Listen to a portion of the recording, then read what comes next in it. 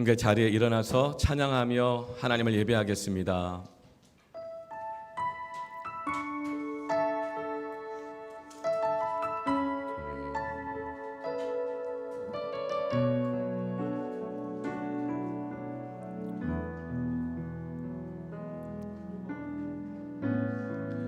하늘의 문을 여소서,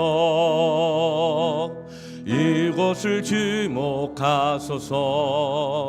주를 향한 노래가 꺼지지 않으니 하늘을 열고 보소서. 이곳에 임재하소서. 주님을 기다립니다. 기도의 향기가 하늘에 닿으니 주여 임재하여 주소서. 이곳에 오셔서 이곳에 앉으소서. 이곳에서 드리는 예배를 받으소서. 주님의 이름이 주님의 이름만이 오직 주의 이름만 이곳에 있습니다. 오직 하나님만이 예배를 받기를 원합니다. 예배하는 자들마다 하나님이 어떤 분인지 알게 되는 은혜를 누리게 하여 주시옵소서.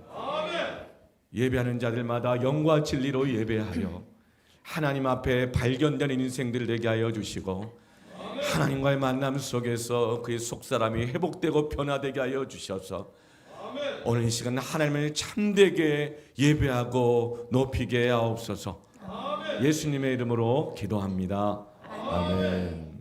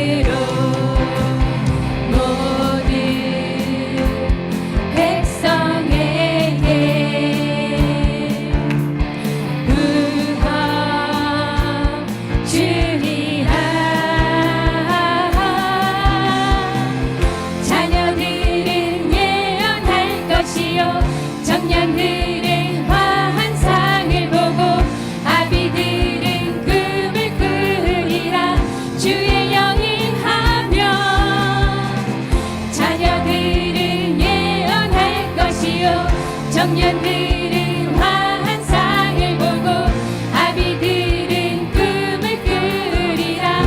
주의 영입하며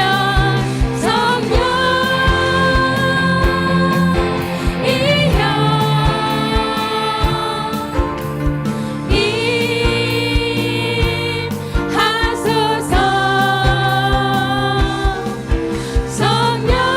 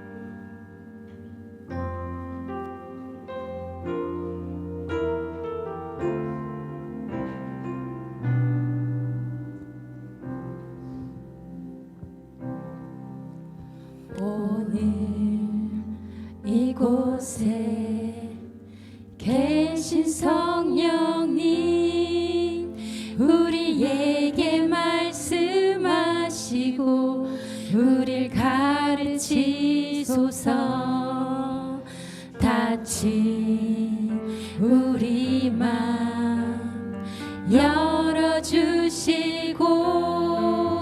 주의 빛으로 밝혀 우릴 인도하소서.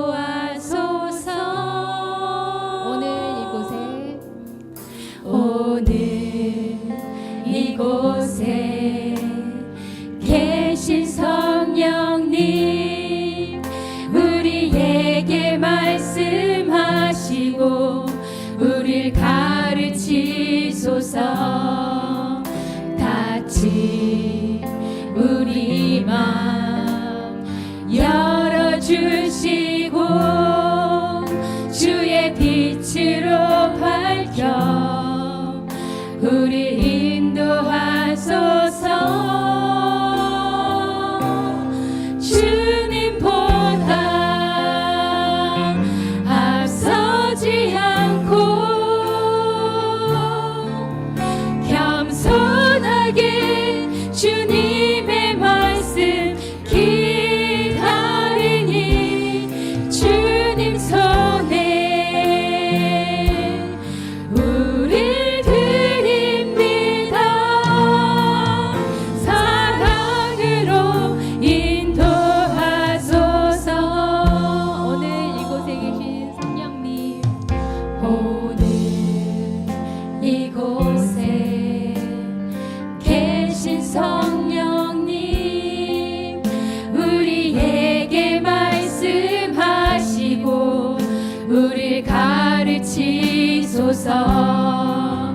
닫힌 우리 맘 열어주시고 주의 빛으로 밝혀 우릴 인도하소서. 주님보다 앞서지 않고 겸손하게 주님의 말씀 기다리니 주님 손에 우릴 드립니다. 사랑으로 인도하소서.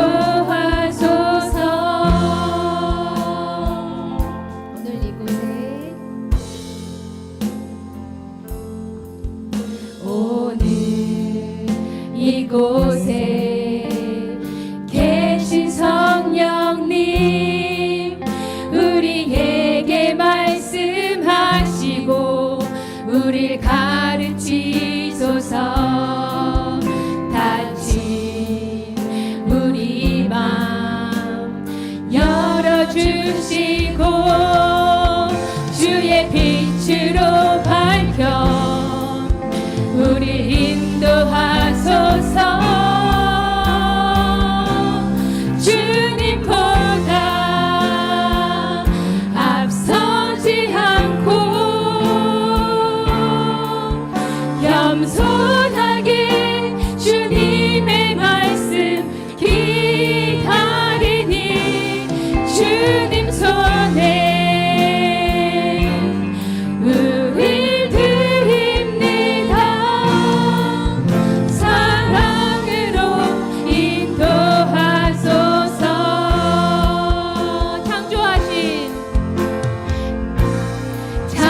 창조하신 모습 떠난 우리를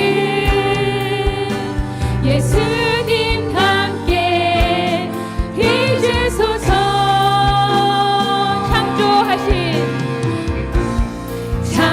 창조하신 모습 떠난 우리를 예수님 함께 빚으소서.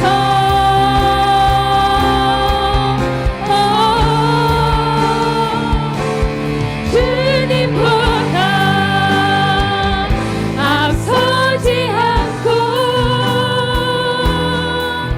겸손하게 주님의 말씀 기다리니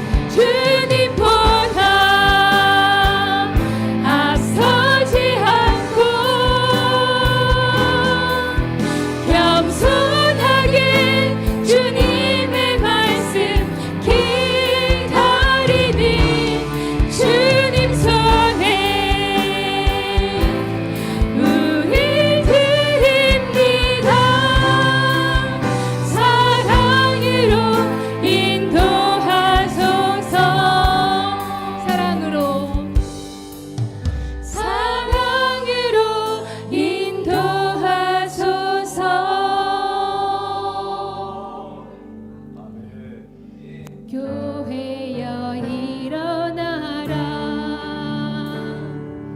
주께서 부르시니 두려움과 실패 내려놓고 교회여 일어나라 교회여 일어나라 교회여 일어나라 주께서 보내시니 우리 부르신 삶의 자리에서 교회여 일어나라 우린 세상의 빛 어둠을 밝히는 하나님의 편지 주를 나타내는 주의 교회를 통해 우리 통 세상이 주를 보리라 일어나라 아버지 사랑으로 아버지 능력으로 서로 하나 되어 그 빛을 비추라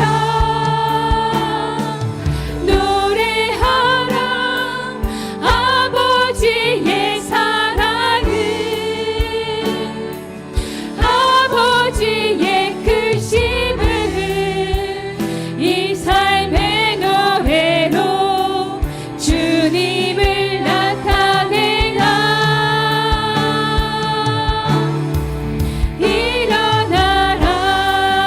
일어나라 우린 세상의 빛 우린 세상의 빛 어둠을 밝히는 하나님의 편지 주를 나타내는 주의 교회를 통해 우리 통 세상이 주를 보리라 일어나라 아버지 사랑으로 아버지 능력으로 서로 하나 되어 그 빛을 비추라 노래하라 아버지의 사랑을 아버지의 크심을 이 삶의 노래로 주님을 나타내라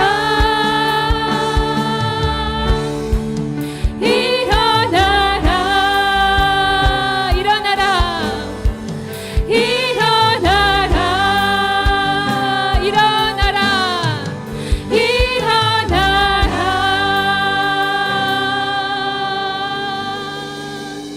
아멘 우리가 올려드린 찬양의 가사처럼 아버지의 능력으로 하나 되게 하시고 세상에 나아가서는 그 빛 비추는 자 되게 해달라고 우리 함께 기도하시겠습니다.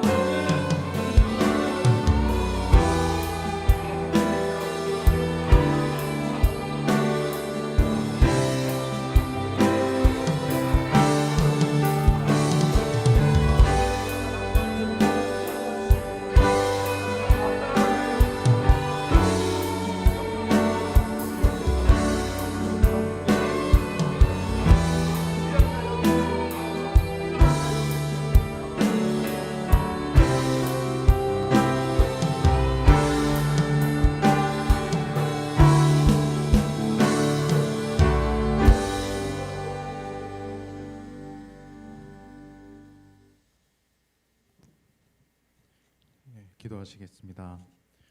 거룩하시고 전능하신 하나님 아버지, 유례 없는 무더위 속에서도 지켜주셔서 귀한 주일 맞아 주님께 예배할 수 있게 하시니 감사합니다. 우리들의 부족한 찬양과 예배를 기쁘게 받아주시옵소서. 지난 한 주간의 삶 속에서 우리 입술과 행동을 지켜주시고 죄악된 길까지는 빠지지 않게 지켜주심을 감사합니다. 그러나 주님이 나의 주인이라 고백하면서도 순간순간마다 우리가 주인 되어 살아갔던 모습들을 용서해 주시옵소서. 주님께서 주신 귀한 물질과 시간을 허비하면서 나태하게 보낸 것들을 용서해 주시고 내 자신의 필요와 아픔에는 관대하면서도 다른 이들의 실수엔 정의롭고 비판적이었던 시간들을 용서하여 주시옵소서. 주님께서 이 시간 우리 마음들을 열어주셔서 상처 입고 완고한 우리 마음을 치료하시고 성령님의 세미한 음성에 귀 기르는 시간 되게 해 주시옵소서. 귀한 새로운 생명들, 지체들 우리 교회로 인도해 주시니 감사합니다. 영원한 생명의 길로 함께 걷게 하심을 감사하고 우리 교회와 또 예배 시간을 통해 세상이 줄 수 없는 하나님 나라의 기쁨과 감사가 충만한 인생을로 더해 주시옵소서. 우리 믿음 안에 교제와 사랑을 통해 날이 갈수록 예수 그리스도를 닮아가며 함께 성장하는 축복을 허락하여 주시옵소서. 그러나 예배당 곳곳 빈자리에 언제부턴가 보이지 않는 분들이 너무나 많습니다. 시험에 들어 사랑하는 공동체를 떠나간 마음들 주님께서 위로해 주시고 깊은 상처와 알 수 없는 사정들 주님께서 치유해 주시고 사랑해서 만져주셔서 언젠가 영국 간에 더욱 강건하여져서 함께 만날 수 있기를 간절히 기도합니다. 2층 푸른 숲 공간 허락해 주시니 너무 감사드립니다. 오늘 이제 예배를 드릴 수 있는데 청소년들이 식사 시간에 쫓기지 않고 마음껏 예배하고 찬양하게 해주셔서 감사합니다. 올 여름 달란트 잔치와 성경 캠프, 해외 선교, 수련회를 통해서 우리 아이들, 청소년들이 만났던 하나님과의 기억을 평생 잊어버리지 않게 해 주시옵소서. 모든 것이 가치가 있으니 원하는 대로 따르고 삶을 즐기라는 이 세대 가운데 우리들의 자녀들만큼은 우리 예배와 교회를 통해서 그들이 곤고한 날에 하나님을 기억하게 하시고 늘 붙잡을 수 있는 그런 믿음의 자녀들로 다 자라게 해 주시옵소서. 주님, 적절한 시기에 패밀리 방학 그리고 우리들의 각자의 휴가로 힘과 힘을 주시니 감사합니다. 주님이 주신 힘으로 정말로 독수리같이 날개치며 힘차게 나아가는 후반기가 되게 해 주시옵소서. 세상을 바라보면 너무나도 크고 두렵고 강해 보이지만 비교할 수 없이 커다란 크신 주님을 믿사오며 저희들이 성실하게 주님을 믿고 정진하길 원합니다. 오늘 목사님의 말씀처럼 눈물로 저희들이 기도하길 원하오니 저희들의 기도를 응답하여 주시옵시고 모든 말씀 우리를 구원하신 예수 그리스도 이름 받들어 기도드리옵나이다.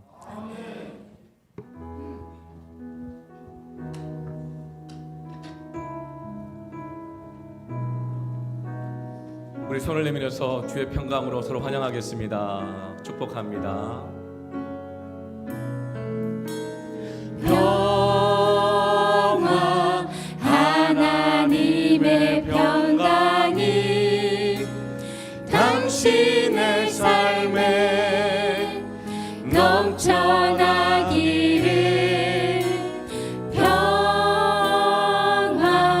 하나님의 평강이 당신의 삶에 가득하기를 축복합니다. 사랑합니다. 환영합니다.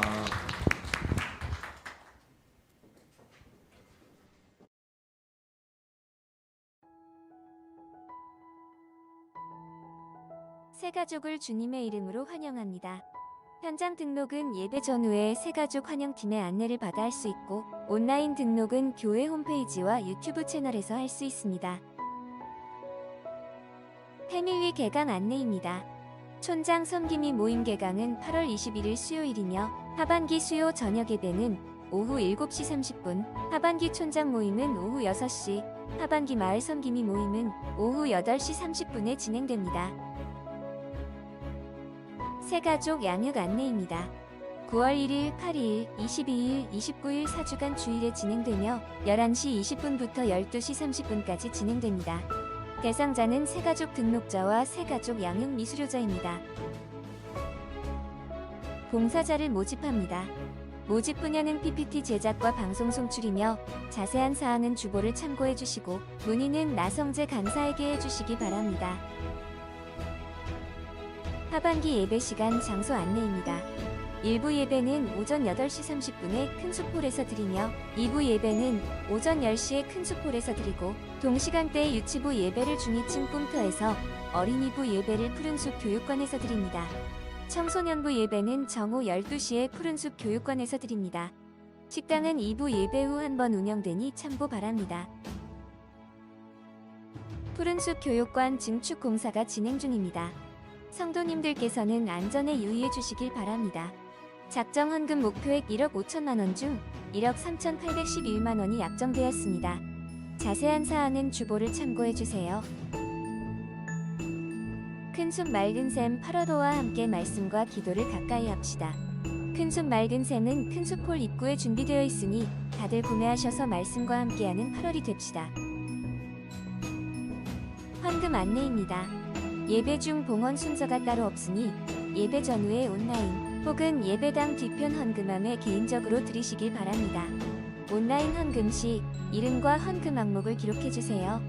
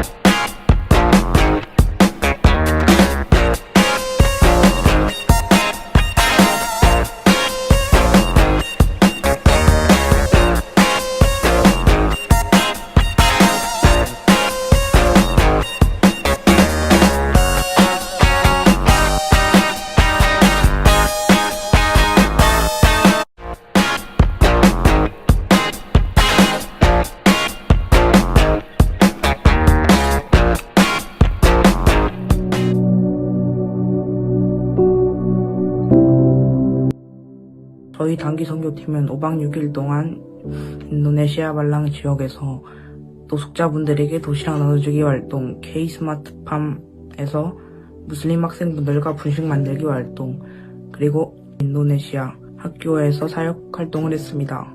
저는 인도네시아 학교 사역에서 천국은 마치 음악을 들으며 해맑게 웃고 있는 아이들의 모습을 보며 그 아이들에게 하나님의 은혜가 좀 더 많이 들어갔으면 하는 마음이었습니다. 그리고 인도네시아는 기독교 문화가 나름 발달돼 있어서 좀 놀라웠습니다. 앞으로 좀 더 발달했으면 좋겠었습니다. 마지막으로 후원해주신 성도님들과 기도해주신 성도님들 모두 감사를 드립니다. 감사합니다. 인도네시아 선교를 통해 하나님의 복음을 전할 수 있어서 감사했습니다. 기도해주셔서 감사합니다.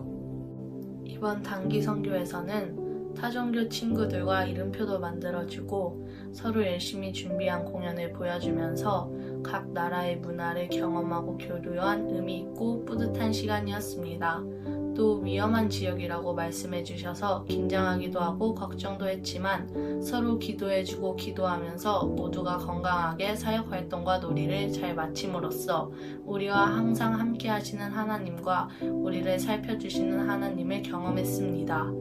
또한 워십을 준비하는 과정에서 부족한 면이 있는 것 같아서 속상했지만 연습을 하면 할수록 하나님께서 뜨거움과 열정을 채워주셔서 현지에 가서도 공연을 성공적으로 마무리할 수 있었습니다.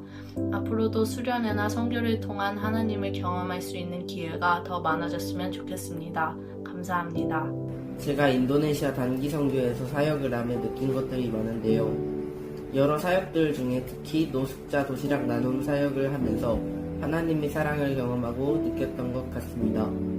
하루에 몇 번씩 기도하는 인도네시아 사람들을 보고 저도 절실하게 하나님을 믿어야 한다고 많은 생각을 하게 되었습니다.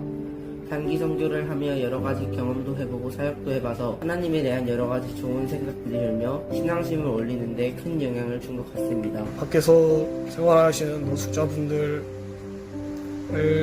사역을 진행하면서 그분들에게 주님의 은총이 있기를 기도하게 되었고, 또 저희의 모자란 실력에도 즐거워해 주시는 학교 학생분들의 고마움과 또 저희는 뿌듯함을 느끼게 되었습니다. 이번 인도네시아 선교를 다녀오면서 인도네시아 애들과 예배를 드리기도 하고 무슬림 학교도 다녀오면서 재미있는 시간을 많이 보냈고 많은 걸 느꼈던 것 같습니다. 두 번째 단기 선교라서 하느님의 복음을 더 많이 전할 수 있는 마음으로 다녀왔습니다. 다른 나라 사람들과 교류하면서 문화도 배우고 사역과 워십을 하여 복음을 전하였습니다. 복음을 전할 때 은혜를 많이 받은 것 같아 좋았고 하나님에게 간절히 기도할 수 있는 시간들이었습니다. 저는 이번 선교를 통해 많은 것들을 배우고 느꼈는데요. 그중 가장 기억에 남는 것은 나로이스 선교사님께 그 지역 사람들의 기도 방법에 대해 배운 것이었습니다. 높으신 하나님께 무릎 꿇고 기도하는 이유와 의미에 대해 배움으로써 타 문화에 대해 더욱 이해하고 존중할 수 있는 경험이 된 것 같아 선교 중 특히 기억에 남는 경험이 된 것 같습니다. 또한 이외에도 사역을 하러 다닐 때마다 마주친 모든 사람들이 환하게 웃어주어서 사랑을 받은 것 같아 감사함을 느꼈습니다. 앞으로 저도 다른 사람들이 제가 느낀 것과 같이 많은 감정과 경험을 배우고 느낄 수 있게 하는 사람으로 살아가야겠다는 다짐을 갖게 해준 선교였던 것 같습니다. 선교 준비부터 다녀올 동안에 많은 후원과 기도해주신 성도분들께 감사의 말씀 드립니다. 저는 이번 선교를 통해 사랑을 느꼈습니다. 여러 봉사활동을 다니면서 아이들과 어른분들이 환영해주고 좋아해주는 모습에서 사랑과 감동을 느끼고 하나님의 마음을 느꼈습니다. 이 마음을 간직하고 앞으로 살아가겠습니다. 선교 기간 동안 고생하신 김성규 목사님, 나로이스 선교사님 함께한 친구들 모두 고생 많았고 감사합니다.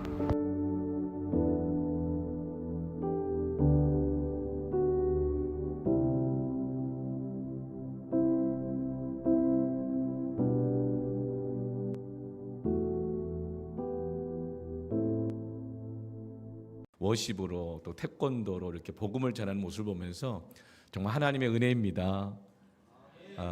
지금 이 보고 영상도 전부 다 아이들이 직접 만나서 모여서 기도하고 직접 다 만든 것들이라 그래요. 물론 그 뒤에서 우리 목사님, 부장 집사님, 또 교사분들, 또 객원 부모 보조 교사들까지 다 함께 섬겨주셨고 또 여러분들의 기도와 섬김 덕분에 아이들이 이렇게 무럭무럭 열방의 하나님의 일꾼으로 자라가고 있습니다.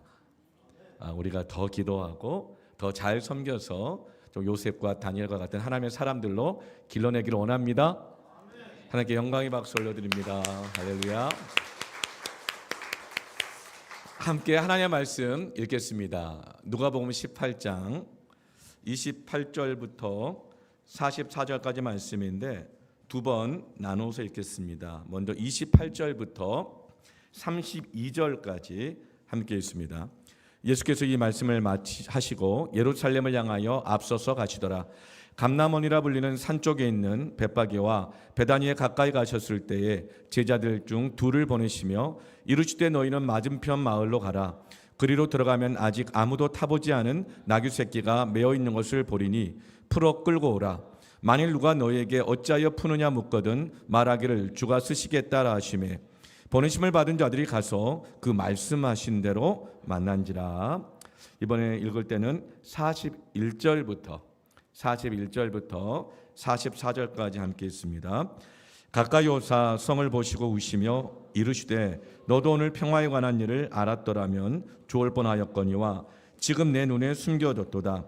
날이 이를지라 내 원수들이 토둔을 쌓고 너를 둘러 사면으로 가두고 또 너와 및 그 가운데 있는 내 자식들을 땅에 메어치며 돌 하나도 돌 위에 남기지 아니하리니 이는 내가 보살핌 받는 나를 알지 못함을 인함이니라 하시니라. 아멘. 눈물의 기도가 살립니다. 누군가를 위해서 내가 눈물을 흘릴 수 있다면 그건 정말 너무나 귀하고 아름다운 것이죠. 내가 누군가의 아픔 때문에 눈물을 흘릴 수 있다면 정말 그 사람을 사랑하는 것입니다.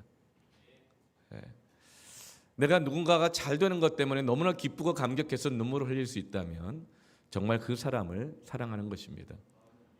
하나님의 아픔이 내 아픔에 대해서 눈물을 흘릴 수 있다면 우리는 정말 하나님을 사랑하는 것이고, 하나님의 영광을 받으시는 것 때문에 내가 어떻게 더 잘 되는 것보다도 더 기쁘고 감격하여 눈물을 흘릴 수 있다면 그건 정말 하나님을 사랑하는 것이죠.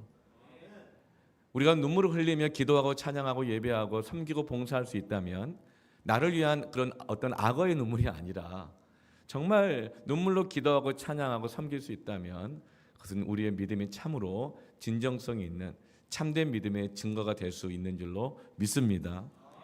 오늘 우리 눈물의 기도가 회복되기를 원합니다. 우리 예배의 진정함이 회복되기를 원합니다. 우리의 봉사의 진정함이, 우리의 믿음의 진정성이 회복되기를 원합니다. 지금 예수님께서는 예루살렘을 향하여서 앞서서 가고 계십니다.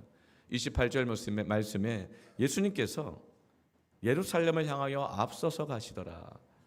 지금까지는 예수님께서 예루살렘을 향하여 가셔야 되는데 왠지 자꾸 제자들에게 그 발걸음을 뒤처지게 만드셨습니다. 여기 들렸다 가야 된다. 좀 늦더라도 여기 꼭 들렸다 가야 된다. 이 사람 꼭 만나고 가야 된다. 그래서 간 곳이 바로 여리고였습니다. 여리고에서 누굴 만났죠? 삭개오를 만나 주셨습니다. 왜냐하면 예수님은 십자가를 지시기 위해서 그의 사명을 마지막으로 감당하기 위해서 예루살렘을 향하여 가셔야 됐는데 6월절에 맞춰 가기를 원하셨습니다. 왜냐하면 6월절에 본인이 친히 어린 양이 되어서 십자가에 달려 죽으셔야 온 인류를 구원하실 수가 있기 때문이었죠. 그 6월절 맞춰서 가셔야 되는데 가시다가 예수님의 눈에 밟히는 한 사람이 있었습니다. 그것은 바로 삭개오였습니다. 삭개오는 잃어버린 영혼이었습니다. 잃어버린 영혼, 그 영혼이 귀하고 가치가 있다면 반드시 찾게 되어 있지 않습니까? 그런데 왜 예수님께서 찾아가실까요? 아무도 안 찾아가니까, 안 찾으니까. 그러니까 예수님은 잃어버린 영혼을 찾기 위해서 내가 왔노라 하시면서 여리고를 향하여 가시고 삭개오를 만나 주시고 삭개오 그 한 사람을 위해서 만왕의 왕이신 하나님의 발걸음을 돌이키셨던 것이죠. 그리고 삭개오를 통해서 삭개오의 온 집안을 구원하셨습니다. 그러고 나니 이제 6월절에 맞춰서 예루살렘을 향해 가야 되는데 갈 길은 멀고 험한데 시간이 부족하니까 이제 재촉하여 앞서서 가고 계시는 것입니다. 그런데 여리고에서 예루살렘으로 가는 길이 더 힘든 길이고 어려운 길이에요. 왜냐하면 여리고는 지금도 온 세계에서 그 지대가 가장 낮은 도시입니다. 네덜란드보다 더 낮습니다. 해발 250m나 해수면보다 250m나 낮은 세계에서 가장 낮은 도시인 것이죠. 그런데 한 영혼을 구원하고자 그 여리고로 가셨던 것이고 더 어려운 길로 이제 예루살렘을 향해 가셔야 되는데 예루살렘은 해발 800m의 고지대에 있는 도시입니다. 그러니까 예수님은 정말 어려운 길을 택하신 것이죠. 여리고에서 예루살렘까지 가는 거리는 25km 정도입니다. 건장한 남성이 새벽에 출발하면 저녁 늦게 하루 종일 걸으면 도착할 수 있는 거리인데 그 25km 거리가 만만하지 않습니다. 왜죠? 계속 오르막입니다. 주님이 마지막 가시는 그 길을 선택하실 때에 계속 오르막길로 선택하신 것이죠. 왜냐하면 우리 한 사람 한 사람을 귀하게 여기시고 사랑하시고 구원하시기 원하셔서. 예수님의 사랑이 여러분을 향하여 있습니다. 오늘도 예수님의 사랑이 여러분을 찾아가고 계십니다. 사랑은요, 마지막 길, 이 정도 왔으면 좀 편하게 가고 싶고, 그렇지만 사랑하는 대상 때문에 그 편한 것을 기꺼이 내려놓고 어려운 길을 갈 수 있는 것이 진짜 사랑인 것 같습니다. 여러분, 예수님 믿고 하나님 사랑하는데 믿으면 믿을수록 가는 길이 더 쉬워요, 어려워요? 더 힘들어요. 근데 왜 계속 믿으세요? 어릴 때 신앙생활하는 것보다 성장하고 직분받고 나이 들고 그러면서 신앙생활하고 교회 오면 더 힘들어요, 더 쉬워요? 더 힘들잖아요. 어린애들처럼 못하잖아요. 일주일 내내 한 주간 여러분은 얼마나 열심히 달려오셨습니까? 회사에서, 직장에서, 사업장에서, 가정에서. 그렇죠? 그런데 주일 가는 길, 예배를 드리러 가는 길, 그냥 어린 신자고 어린 아이들과 같으면 엄마 손잡고가 아빠 손잡고 가고 누가 잘해줄까 가고 하겠지만 일주일 내내 열심히 달렸는데 다시 예배를 드리러 오는 발걸음이 여러분 쉽지 않습니다. 오르막길이잖아요. 그런데 왜 와요? 저는 믿습니다. 하나님 사랑을 아니까. 그렇게 나같이 잃어버린 자를 찾아오신 주님의 사랑을 아니까. 그리고 주님의 그 사랑을 내가 믿고 따라가는 삶이 뭔지 아니까. 나도 주님처럼 주님 닮아가기를 원하고 주님 동행하기를 원하니까 오늘도 우리가 이 길을, 이 예배의 길을 걸어오는 줄로 믿습니다. 예수님의 한 영혼을 얼마나 사랑하시는지, 그리고 오늘 우리가 예배를 드리고 봉사하고 섬기는 것도 그 주님의 사랑이 우리 안에 있기 때문인 줄로 믿습니다. 네. 이렇게 예수님께서는 계속되는 오르막길을, 좁고 협착한 길을 걸어서 6월절 정해진 예배의 시간을 지키기 위해서, 자신을 십자가의 제물로 내어드리기 위해서 앞서서 지금 가고 계셨습니다.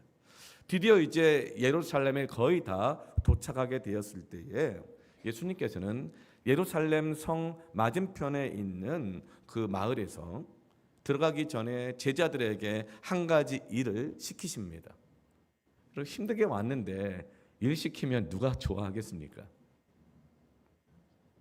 29절 30절에 보면 감람원이라 불리는 산 쪽에 있는 벳바게와 베다니아 가까이 가셨을 때에 제자 중 둘을 보내십니다. 12명 다 보내는 것도 아니고 다 힘들 텐데 12명 중에서 이름이 나와 있지 않지만 그 둘을 딱 세워가지고 그 둘한테 이 일을 시키는 거예요. 그런데 그 시키는 일도 쉬운 일이 아닙니다. 다 준비되어 있는 일, 숟가락만 얹는 그 일이 아닌 것이죠. 아무것도 준비되어 있지 않은데 준비되어 있지 않은 상황에서 준비하고 그 일을 하라는 거예요. 식당 봉사를 이제 다음 주부터는 우리가 이제 시작하게 되잖아요. 그래도 누가 장도 받아 주고 쌀도 있고 파도 있고 감자도 있고 고기도 있고 준비되어 있으면 좀 수고롭고 힘들지만 준비된 걸 가지고 음식하고 또 나눠 먹고 하면 얼마나 특히 보람이 있습니까? 근데 지금 예수님께서 이 두 제자에 시키신 일은 준비된 일이 아니에요. 어떤 일을 시키시는가? 어느 한 마을로 가라. 그리고 거기에 가면 나귀 새끼 한 마리가 매여 있을 것이다. 그런데 그 나귀 새끼를 풀어가지고 끌고 와라. 내가 그 나귀 새끼를 타고 예루살렘 성으로 들어가야겠다. 이 말씀하시는 거예요. 예수님께서 무슨 돈을 주시는 것도 아니에요. 누구 집이라고 말씀해 주신 것도 아니에요. 그리고 그 나귀 새끼는 예수님이 쓰시도록 준비되어 있는 것도 아니에요. 그런데 그 일을 예수님께서 자기가 타고 들어가겠다고 그 일을 시키는 것이죠. 31절 말씀에 만일 누가 너에게 어찌하여 푸느냐 묻거든 말하기를 주가 쓰시겠다 하라. 약속되어 있는 것이 아니기 때문에, 준비된 것이 아니기 때문에 당연히 주인이 그냥 허락허락 가지고 가라고 하지 않을 게 분명하잖아요. 그래서 만약에 네가 뭔데 이거 갖고 가느냐고 물어보면은 뭐라고 대답하라? 돈 줘라 이게 아니고, 약속은 끊어주고 이거 아니고, 언제까지 갖다 주겠다 이것도 아니고, 내가 나중에 잘 되면 뭐 배상하겠다 이것도 아니고, 그냥 뭐라고요? 주가 쓰시겠다 하라. 여러분, 주님이 하라고 하시니까 하긴 하겠지만 얼마나 그 두 제자 입장에서는 원망스럽고 답답하고 이해가 안 되는 그런 일이겠어요. 그것도 가장 힘든 순간에. 그런데도 불구하고 제자들은 순종합니다. 순종했던 이유가 좀 사실 있긴 있어요. 왜냐하면 이제 예수님이 예루살렘 성에 들어가시면 왕이 되셔서 하나는 우편에 하나는 좌편에 뭔가 하나님이 예비하신 보상이 있겠지, 알아주겠지, 그런 기대감이 있었기 때문에 조금만 참자 하는 마음으로 주가 쓰시겠다라. 이 주는 뭐죠? 로드잖아요. 왕, 주님, 절대 주권자. 그러니까 왕 될 분이 달라고 했으니까 줘. 그 말을 듣고 이제 비록 굉장히 힘들었지만 순종했던 것이죠.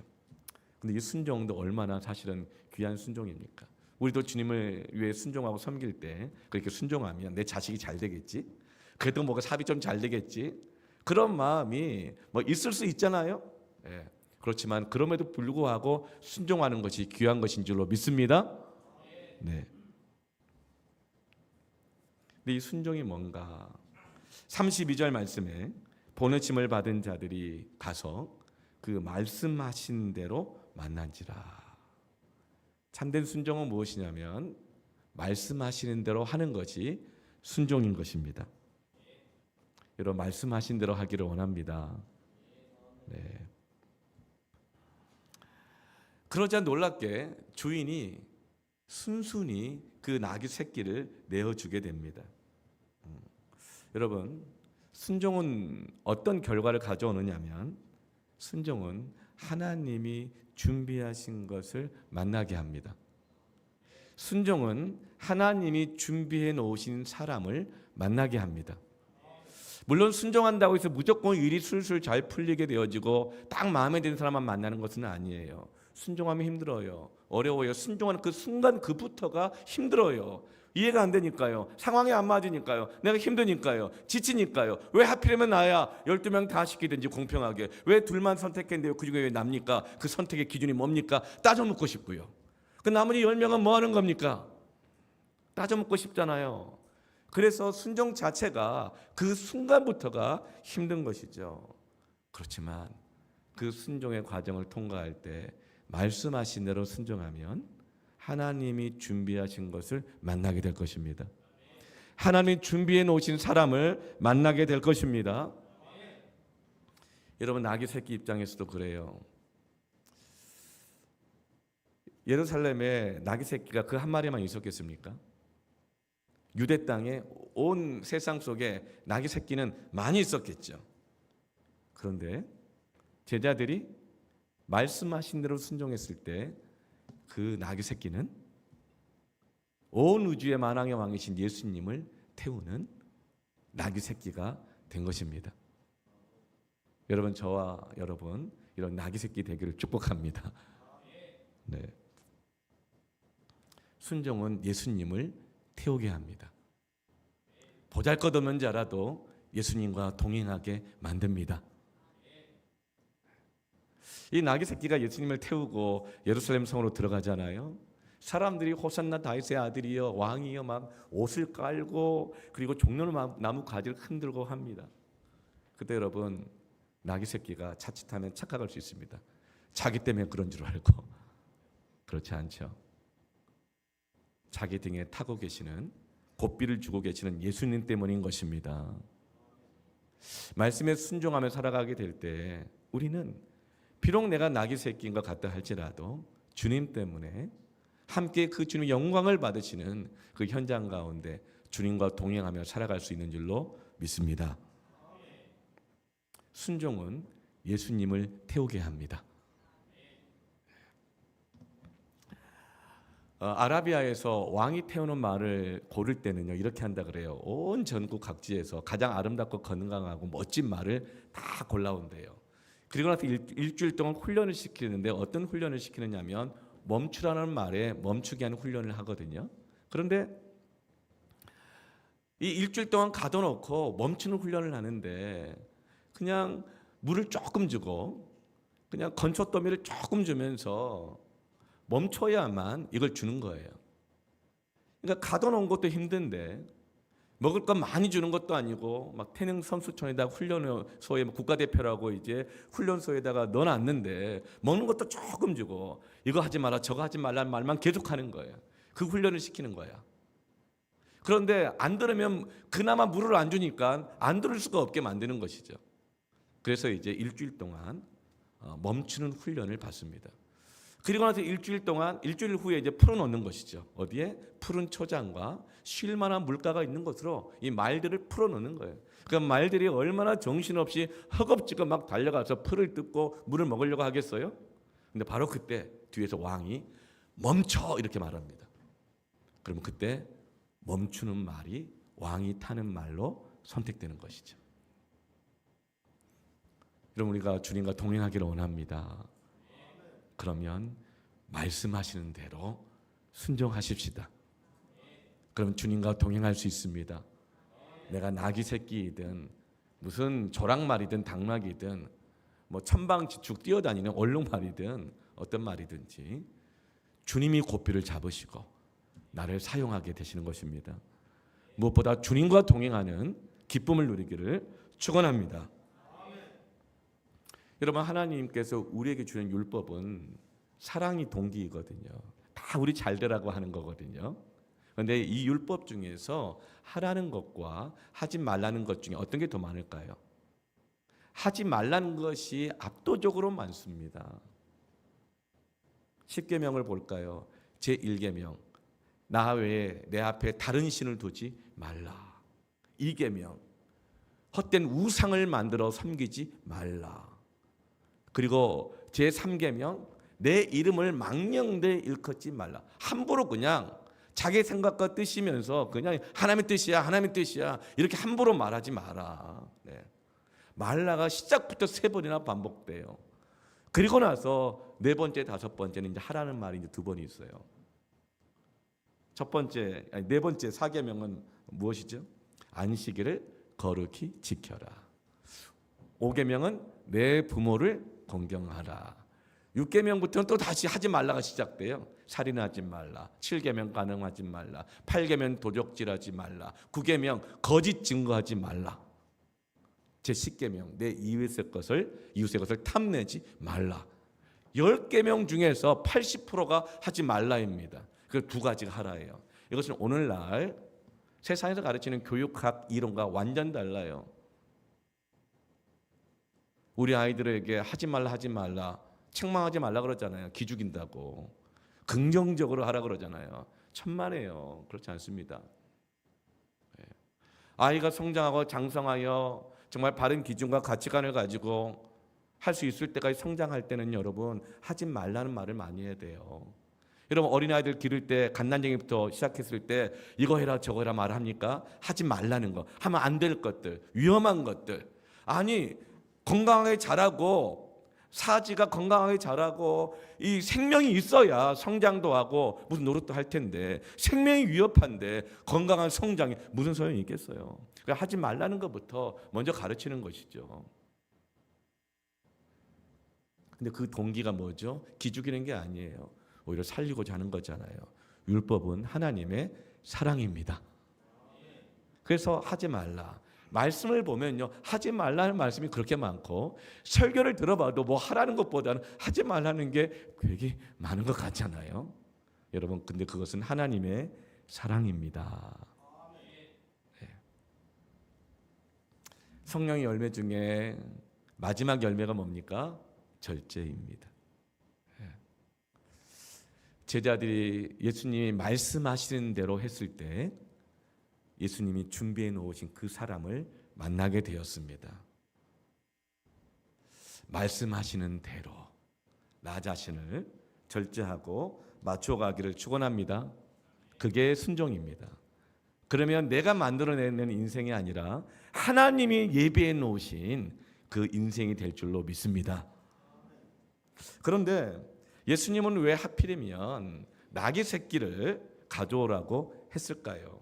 기왕이면 뭐 롤스로이스라든가 아니면 뭐 페라리 또 뭐가 있나? 네, 뭐 이런 차들 뭐 적어도 뭐 G90 뭐 이 정도 가져오라고 해도 되지 않을까? 왜냐하면 마지막 가는 길이니까. 지금까지 고생길 걸었으면 마지막 가는 길은 그래도 연구차처럼 그 검은 그 리무진 타고 가야 되지 않겠는가?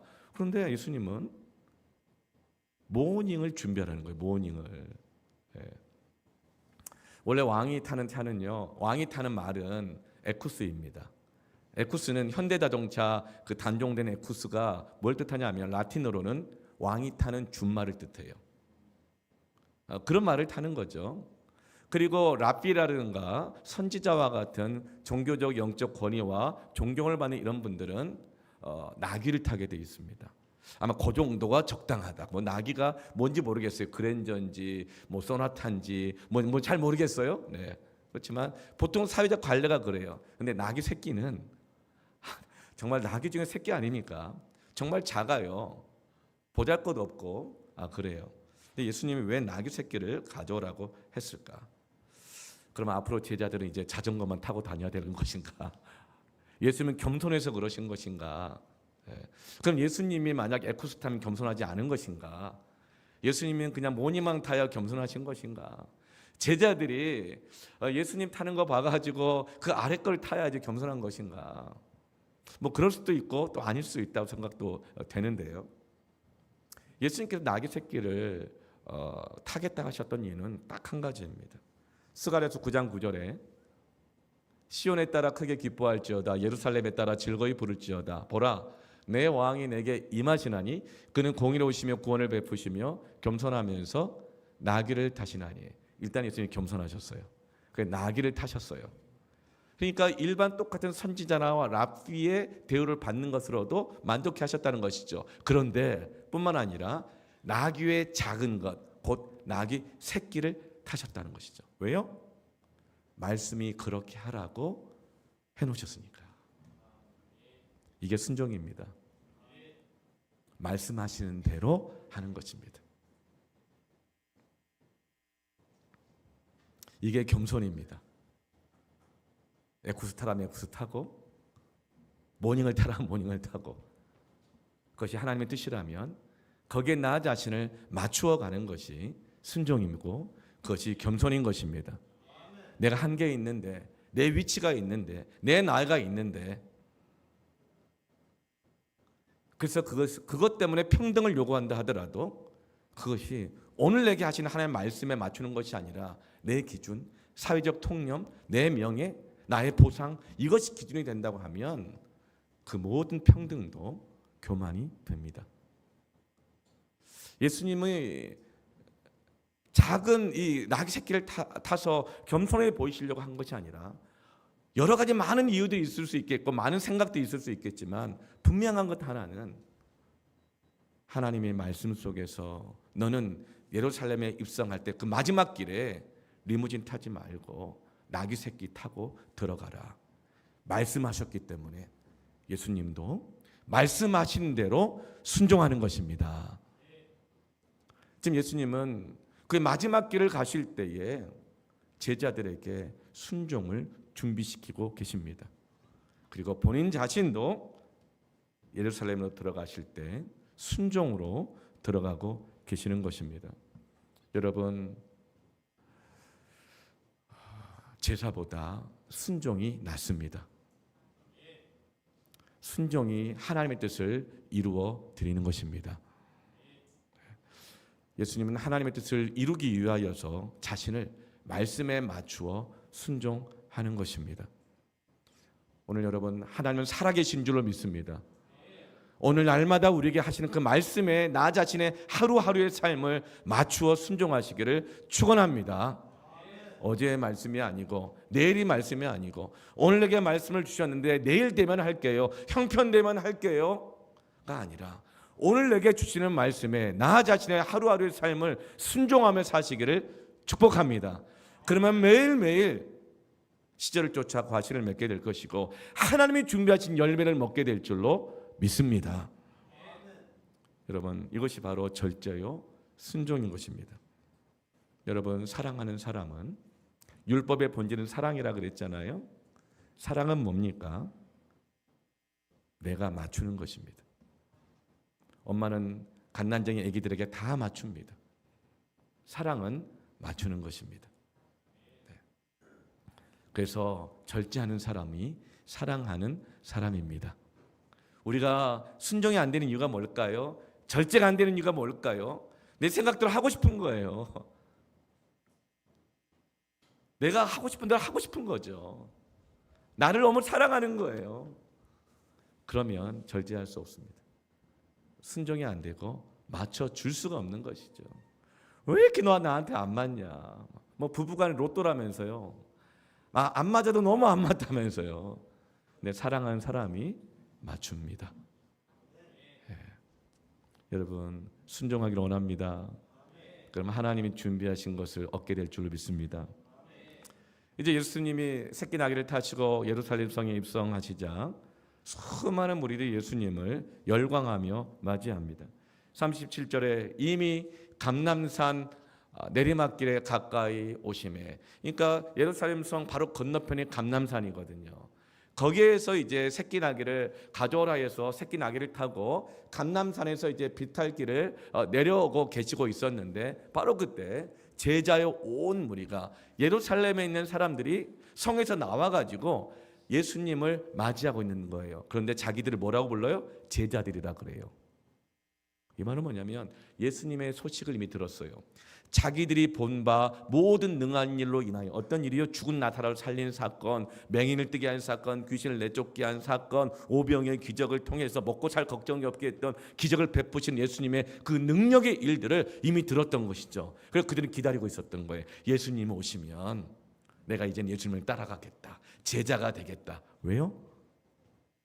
그들의 속내가 무엇이 있었길래 이들이 스스로 제자가 되겠다고 예수님을 맞이하러 나왔느냐면 38절 말씀에 이르되 찬송하리로다 주의 이름으로 오시는 왕이여. 그러니까 예수님이 왕으로 오실 걸 생각한 거예요. 예수님이 오시면 로마 군인들 다 내쫓고 우리 먹고 살 걱정 없게 하고 아픈 사람들 다 낫게 해주고 나는 왼편에 누구는 오른편에. 야, 저 제자들은 좋겠다. 일찍부터 주님 따라가지고 1순위 아니겠냐. 그러니까 우리도 이 기회 놓치지 말고 막차라도 타자, 숟가락이라도 얹자. 그래서 급한 마음에 예루살렘 성에 들어오시기도 전에 나와가지고 제자들의 무리에 들어가서 예수님을 이렇게 환영하며 영접하고 있었던 것이죠. 그때 나왔던 인파가 몇 명 정도냐? 온 무리라 그랬어요. 원래 예루살렘에는 약 3만 명 정도가 거주하여 삽니다.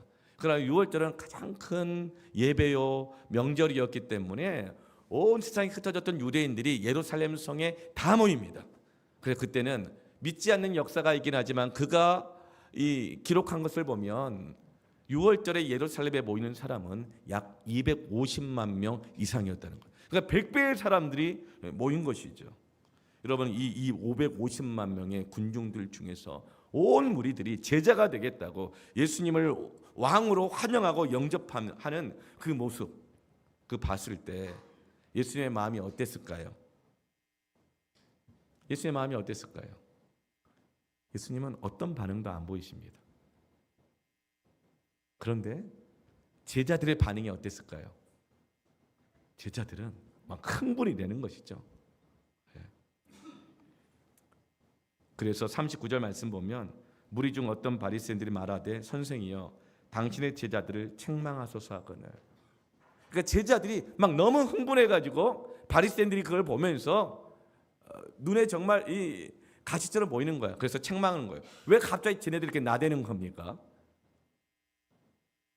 아, 당신이 직접 왕이 되기 위해서 원해서 영접받는 것은 약간 좀 뭐랄까 부끄럽고 뭐 그러니까 제자들을 시켜가지고 나 이 정도로 환영해라, 시킨 것 아니냐고, 선동한 것 아니냐고, 이렇게 바리새인들이 화를 내면서 예수님의 제자들을 책망할 정도로 제자들은 완전히 흥분, 들뜬 이런 상태였던 것이죠. 그 모습을 보고 바리새인들이 화까지 냈던 것입니다. 근데 예수님께서는 이 수많은 무리들의 환영과 찬양과 예배를 받을 때는 여러분 거기에 대해서 야 고맙다 뭐 이런 반응도 없어요. 그런데 그 예배를 드리는 예수를 환영하는 군중들의 모습을 보고 책망하는 바리새인들에 대해서는 어떻게 해요? 예수님이 역으로 책망하시고 나무라십니다.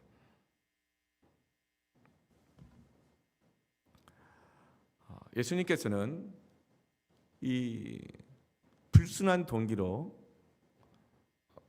예수님을 예배하고 높일 때 거기에서 그렇게 즐겁게 반응하지는 않으세요.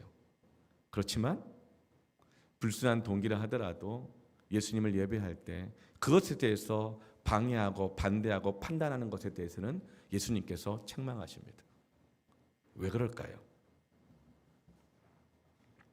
여러분, 예배는 예수님이 왕이시라는 것을 인정하고 찬양하는 것입니다. 할렐루야. 그 예배는 누구도 막아서는 안 되는 것입니다. 물론 이 예배를 드리는 이 군중들의 그 마음의 동기가 다 순수한 건 아니에요. 제가 토요일 날 저녁에는 늘 이제 말씀 준비를 다 마치고 좀 늦게 가고 그러면서 교회를 전체를 다 둘러봅니다.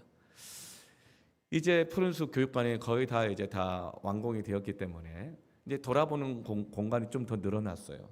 그래서 눈에 보이는 곳은 먼저 할 것도 있고 제가 하기도 하고 누구에 부탁할 것은 부탁해 놓고 이제 집으로 돌아갑니다. 그러면 주일 아침이 되면 이제 또 보통 1시간 정도 먼저 일찍 와서 늦어도 한 40분 정도 일찍 와서 교회 전체를 한번 다 둘러봅니다.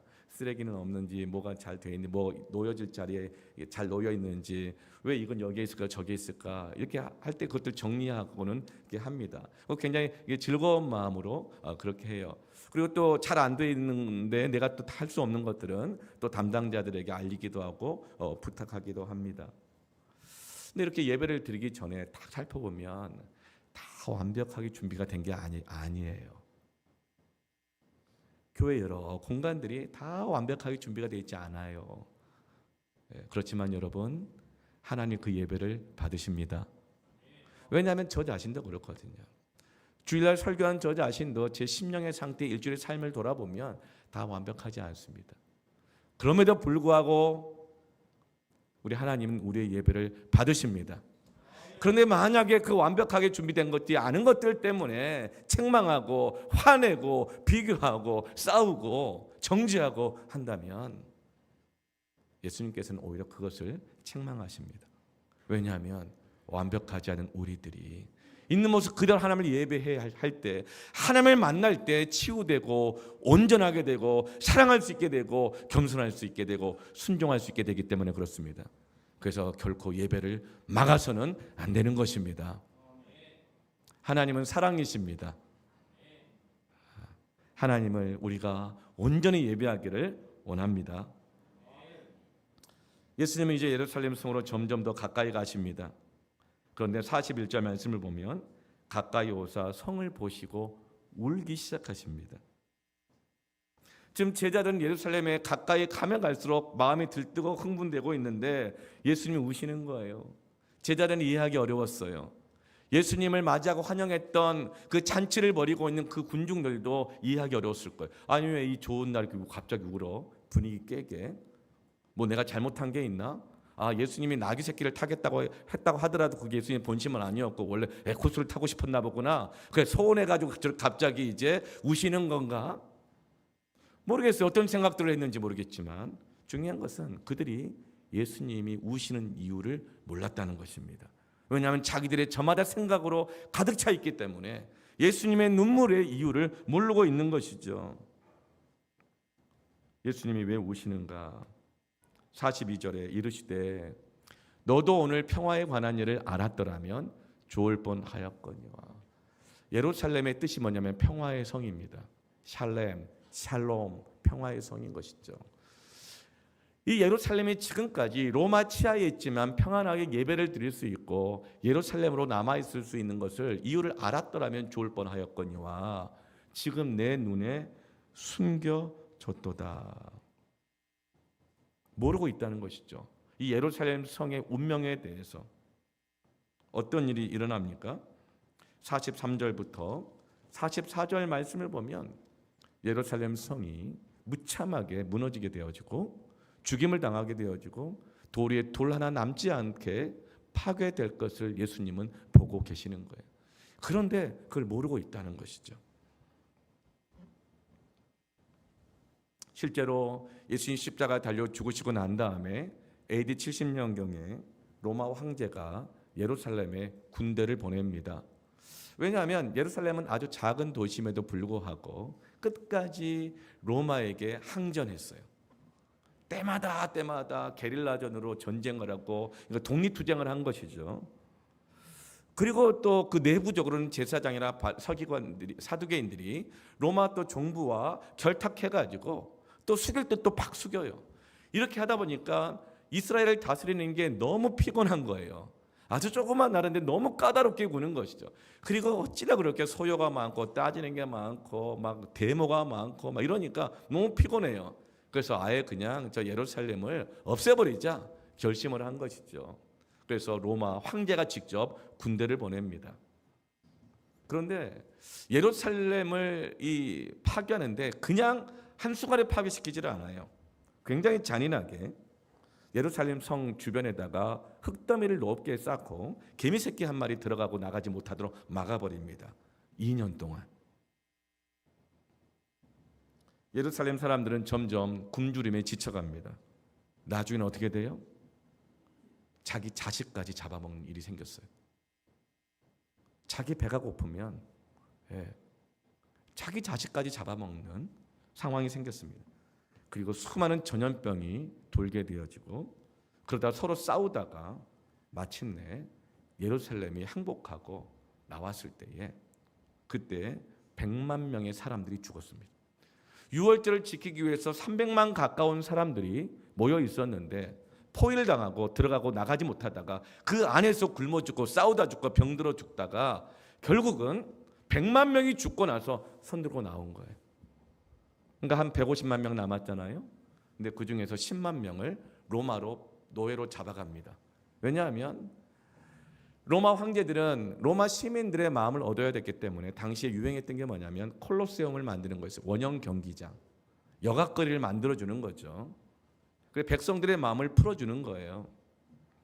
그 콜로세움을 만드는 노동자로 10만 명을 잡아갔던 것입니다. 원형 경기장 공사에 동원되었습니다. 7년에 걸쳐서 콜로세움이 완성되자 완성된 그날 10만 명의 유대인 노예들은 전원 처형을 당하게 됩니다. 예수님 지금 이걸 보고 계시는 거예요. 예루살렘 성이 이대로 가다가는 이런 무서운 참혹한 심판을 겪게 될 것인데 이들이 이것을 알지 못하고 있구나. 이게 예수님의 눈물의 이유였어요. 거기가 다 끝이 아니었습니다. 로마 군인들 안에 소문이 돌기 시작해요. 예루살렘 성 안에 있는 성전에는 황금이 많다더라. 그런데 그 황금을 곳간에서 다 빼갔지만 예루살렘 성전을 세우는 그 돌 있잖아요. 돌 틈 안에다가 황금을 발라서 숨겨놨다라는 소문이 들리자 로마 군인들이 다 와서 성전의 돌 하나하나씩을 다 뜯어내버리고 해체합니다. 그리고 결국 말씀이 예언된 대로 예루살렘 성전은 돌 위에 돌 하나 남지 않고 완전히 파괴되는 것이죠. 몇십 년 만에 이런 일이 일어날 줄 누가 알았겠습니까? 예루살렘은 이름 그대로 평화의 도시입니다. 그런데 이 평화는 누가 지켜주는 평화였습니까? 44절 말씀에 또 너와 그 가운데 있는 내 자식들을 땅에 메어치며 돌 하나도 돌 위에 남기지 아니하리니 이는 내가 보살핌 받는 날을 알지 못함을 인함이니라. 예루살렘의 이 평화는 예루살렘 성 사람들이 신앙생활을 제대로 해서 노력해서 애써서 로마 정부와 밀고 당기기를 잘 해가지고 유지했던 평화가 아니라 사실은 하나님께서 돌보아 주셨던, 보살펴 주셨기 때문에 얻었던 평화였다는 것이죠. 그런데 지금 예루살렘 사람들이 그걸 모르고 있는 거예요. 이 평화가, 이 평안이 하나님의 은혜였다는 것을 모르고 있는 것이죠. 자기들의 노력으로, 자기들의 수고로 지켜가고 있는 평화인 줄로 알고 있었다는 것입니다. 그래서 예수님이 우시는 것입니다. 예수님의 눈물은 이스라엘 사람들의 무지 때문이었습니다. 그 무지가 곧 교만이었던 것이죠. 여러분, 한국 교회가 이만큼 성장하고 부흥했습니다. 이 안에 얼마나 많은 믿음의 간정들이 많이 있고 믿음의 헌신의 화신들이, 순교자들이 얼마나 많이 있습니까? 얼마나 정말 귀한 봉사자들이 많이 있습니까? 그렇지만 우리가 누려왔던 이 은혜와 평화는 하나님의 보살핌 때문이었습니다. 근데 그것이 나 때문이라고 생각하거나, 어떤 무슨 탁월한 목회자 때문이라고 생각하거나, 어떤 헌신자 때문이라고 생각하는 그 순간 우리는 하나님 앞에 순종하지 못하게 됩니다. 말씀에 따라 살아가지 못하게 되어지는 것이죠. 예수님은 지금 예루살렘을 바라보시며 울고 계십니다. 41절 말씀에 성을 보시고 우시며, 그 42절에 이르시되 성을 보시고 우시며 이르시되라는 것은 히브리어로 하야입니다. 이거 뭐죠? 말씀을 읊조리다. 예수님께서는 예루살렘의 멸망을 바라보시면서 우실 때에 말씀을 붙잡고 계십니다. 예수님의 눈물의 이 기도는 말씀에서 나오는 것이죠. 아무것도 모르는 무지한 어리석은, 그래서 교만해져 있는 예루살렘을 향하여서 말씀을 붙잡고 말씀을 묵상하며 그 백성을 위해서 울며 기도하고 계시는 것이죠. 여러분, 이것이 참된 믿음입니다. 이것이 사랑입니다. 인간적인 마음으로 우는 것이 아니죠. 하나님의 말씀을 통해서 그 영혼을 바라보면서, 하나님의 말씀을 통해서 교회를 바라보면서 그의 안에서 눈물이 나오지가 않을 수가 없는 것이죠. 여러분, 우리의 눈물이 인간적 감정, 의리, 아니면 억울함, 도리, 공의, 여기서 나오는 눈물이 아니라 말씀에서 나오는 눈물이 되기를 원합니다. 이것이 바로 참된 순종인 거예요. 예수님의 사랑은 말씀을 붙잡으면서 예루살렘을 위하여 포기하지 않고 눈물로 기도하시는 것이었습니다. 예수님의 사랑은 끝까지 포기하지 않는 사랑입니다. 그 불순한 의도로 예수님을 맞이하고 있고 불순한 의도로 가득 차 있는 제자들과 이스라엘 백성들이었지만 그들의 예배를 다 받으시면서 끝까지 눈물로 말씀대로 순종하며 기도하시는 것이 예수님의 포기하지 않는 사랑입니다. 여러분, 우리도 어떤 사람의 불순한 것이 보일 수 있잖아요. 그렇지만 말씀을 붙잡으십시다. 눈물로 기도하십시다. 말씀으로 나오는 눈물이 진짜 사랑의 눈물인 것입니다. 사랑은 포기하지 않는 마음입니다. 그런데 우리가 언제 잘 포기를 못해요? 내가 주인이다 싶으면 포기 못해요. 이거 내 건데 그럼 포기 못하죠. 아브라함에게 하나님께서 그 아들 이삭을 바치라고 했을 때 아브라함이 어떤 마음이 들었겠어요? 여러분한테 뭐 죽이라는 정도가 아니라 어쩌면 죽이라는 말로 들릴 수도 있겠죠. 야, 너 첫째 아들 목회자 만들어 드려. 그러면 그거 요즘 이 시대에 코로나 위에 문 닫는 교회가 한둘도 아닌데 개척해가지고 뭐 부흥은커녕 자립하는 확률이 1%도 안 된다 그러는데 그 죽으라는 얘기 아닙니까? 그렇게 충분히 받아들일 수 있겠죠. 아니면 선교사로, 아니 이 땅에서 말 통하는 데서도 목회하기 힘든데 말도 안 통하는 해외에 보내가지고 선교사라는 거 그거 죽을 길로 보내는 거 아닙니까? 그런 마음 들지 않겠습니까? 아브라함 분명히 그랬을 거예요. 하나님 내가 얼마나 이 아들 이삭을 사랑하는데요. 포기하지 못하죠. 그 말씀대로 순종하지 못하죠. 네. 그럼 여러분 어떻게 아브라함이 그 아들 이삭을 하나님의 말씀대로 순종하여 바칩니까? 주신 분도 하나님이시고 거두가신 분도 하나님이시다. 이삭의 주인은 내가 아니라 하나님이시다. 주인 노릇 포기할 때 순종할 수 있습니다. 주인 노릇 포기할 때 말씀에 따라 살아갈 수 있는 것입니다. 이게 진짜 사랑입니다. 이 눈물이 진짜 사랑입니다. 자식들을 사랑하십니까? 말씀대로 기르시기를 바랍니다. 자식들 사랑합니까? 주인 노릇 내려놓고 말씀대로 순종하기를 원합니다. 그럼 피눈물이 나죠. 눈물이 안 날 수가 없죠. 그렇지만 그때 기도하는 것입니다. 그게 진짜 자식 사랑하는 것입니다. 그게 진짜 하나님 사랑하는 것입니다. 그러면 하나님이 준비해 놓으신 것을 만나게 될 것입니다. 내가 정말 자녀를 사랑하고 가정을 사랑하고 교회를 사랑한다면 주인 노릇하지 말아야 합니다. 종 되시기를 바랍니다. 종 되기를 원합니다. 그래야 순종할 수 있습니다. 그때 진정한 눈물의 기도가 회복되는 것이죠. 예수님은 지금 마지막 그의 사명을 감당할 때 제자들에게 순종을 준비시키십니다. 그리고 본인 스스로도 순종으로 준비하십니다. 순종에서 나오는 기도가 진짜 기도입니다. 순종을 통과하면서 흘리는 눈물이 진짜 눈물입니다.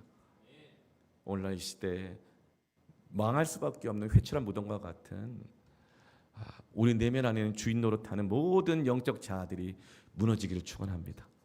십자가에 못 박히기를 축원합니다. 하나님의 사랑을 신뢰하십시다. 순종하고 가면 하나님이 준비하신 것 여호와 이레 하나님을 만나게 될 줄로 믿습니다. 그 안에서 삭개오가 회복되어지게 되어지고 처참하게 무너지는 예루살렘이 다시금 회복하게 될 줄로 믿습니다. 아멘. 이 시간 다 함께 일어나서 찬양하며 기도하며 나아가겠습니다.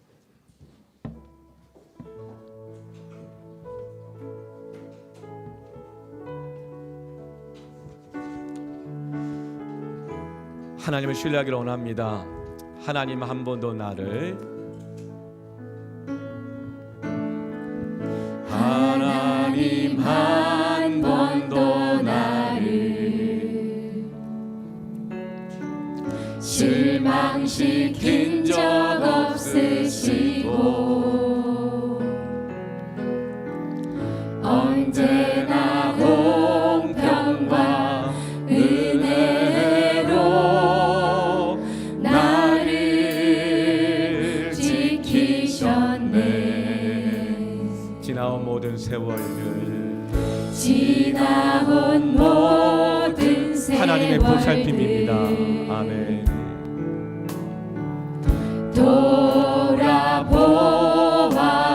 돌아보아도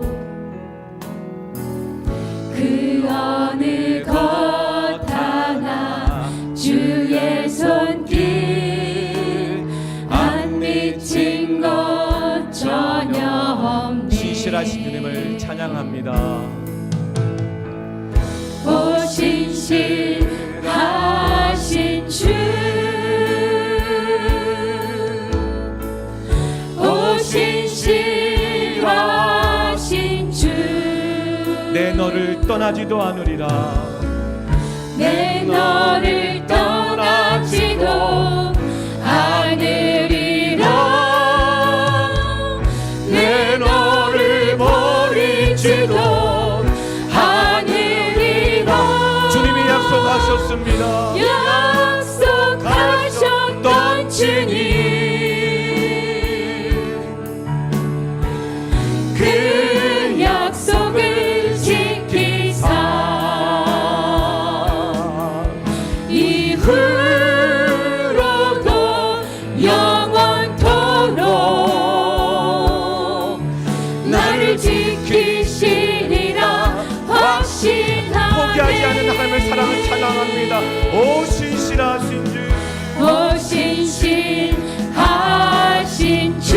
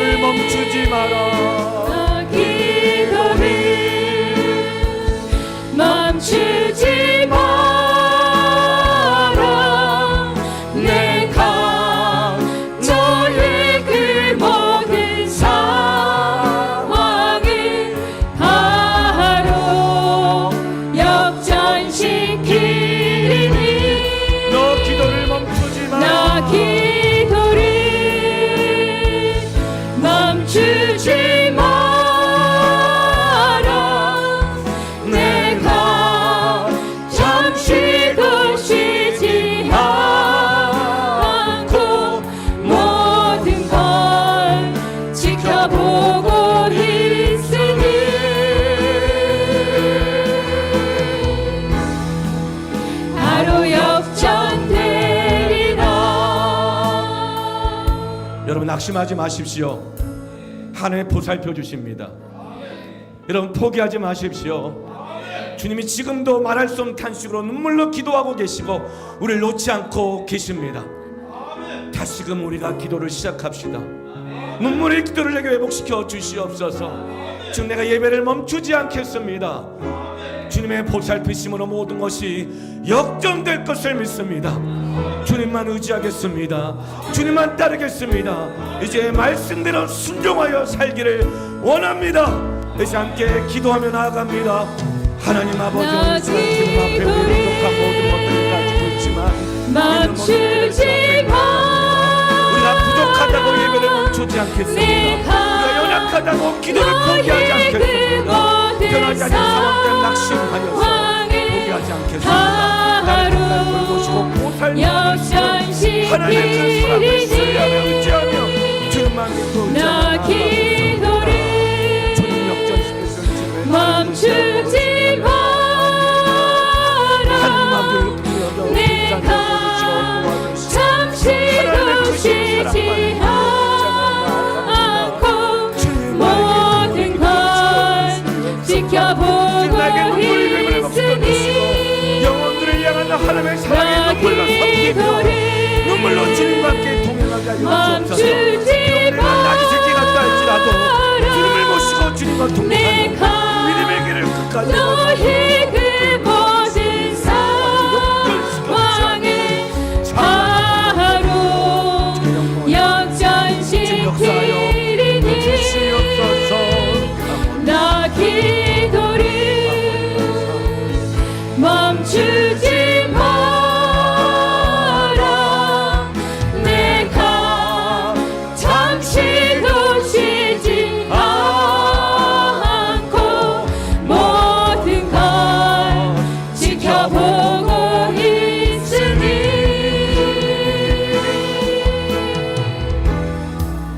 바로 역전되리라. 기도를 멈추지 마라. 기도를 멈추지 마라. 눈앞의 상황이 마음을 눌러도 하나님의 위로가 있기를 원합니다. 하나님 여러분을 위로하십니다. 격려하십니다. 마라. 너의 입을 지켜라. 저들은 너의 입을 보고 있다. 마음을 뺏기지 마세요. 마음을 뺏기지 마라. 내가 널 도우지 않는단 소리에 너의 모든 게 불리해도 너는 기도를 계속해라. 너 기도를 멈추지 마라. 너 기도를 멈추지 마라. 내가 포기하지 않는 너의 그 모든 절망의 상황이 역전되게 하여 주셔서 승리의 과정을 통과하여 하나님이 준비하신 사람, 하나님이 준비하신 열매를 만나게 하여 너 주시옵소서. 기도를 멈추지 마라. 내가 잠시도 쉬지 않고 모든 걸 지켜보고 있으니 바로 역전되리라. 바로 역전되리라. 바로 역전되리라. 바로 역전되리라. 바로 역전되리라. 바로 역전되리라.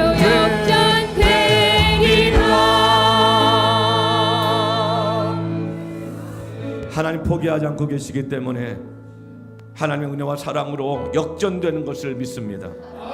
우리의 힘으로 뒤집을 수 없지만 하나님의 사랑으로 뒤집혀질 것을 믿습니다. 내 힘으로 끝까지 주님을 따라갈 수 없지만 하나님의 보살피심과 은혜를 믿기에 오늘도 눈물을 흘리며 말씀을 붙들고 기도하는 영혼들은 끝까지 주님과 동행하고 역전되는 그날의 영광을 보게 될 줄로 믿습니다. 하나님 아버지, 우리의 마음을 너무나도 많이 빼앗길 때가 있습니다. 하나님 널 도우시지 않는다. 상황이 안 바뀔 거야. 너는 아무것도 아니야. 너는 보잘것없어. 그렇지만 그 소리에 마음을 빼앗기지 말게 하여 주시고 우리의 마음을 말씀에 붙들어 매게 하여 주시고 말씀대로 순종하는 자, 주가 쓰시겠다고 하는 그 말씀 한마디에 어떤 이유도 달지 않고 주님 날 써 주시옵소서. 그 말씀의 자기를 순종하는 자에게는 반드시 모든 것이 역전되게 하실 것을 믿고 나아갑니다.